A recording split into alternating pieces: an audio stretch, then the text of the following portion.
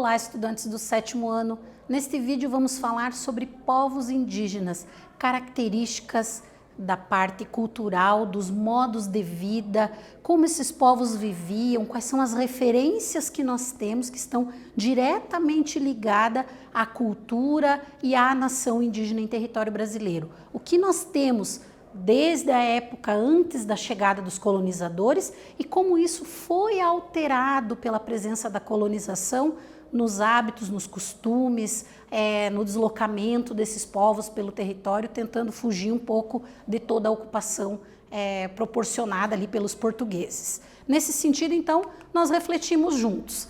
O que vocês conhecem sobre as nações indígenas brasileiras? Quando nós falamos nação indígena brasileira ou nações indígenas brasileiras, que referências nós podemos ter em relação a isso? E no Paraná existem povos indígenas e quais são os principais grupos no estado do Paraná?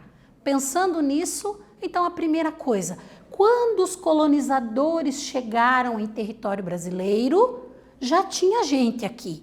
É o que a imagem da charge vai trazer para nós. A chegada ali dos barcos, das caravelas, e aí eles dizem, ô de casa, né? Como quem pergunta, tem alguém aí? E aí vem a resposta aqui na nossa charge, tem gente. Por quê? Porque já existiam acima de 3 milhões de pessoas, em alguns registros aparece 5 milhões de habitantes nessas terras que depois foram chamadas de Brasil.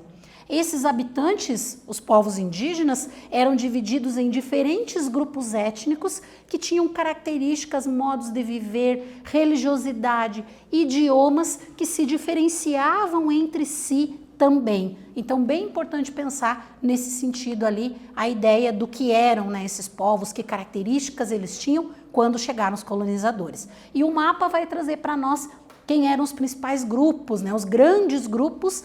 Desses grandes grupos nós temos subdivisões para grupos menores. Então nós tínhamos ali Tupi-Guarani, toda a porção litorânea e o interior aqui também. Os Gês também aqui numa grande porção do território. Aí nós temos os Aruaque aqui mais na porção norte, os Charruas aqui no extremo sul do Brasil, entre outros povos que podemos relacionar presentes em território brasileiro quando os colonizadores chegaram. Entre as características que nós podemos falar e as influências da colonização está a questão da religião.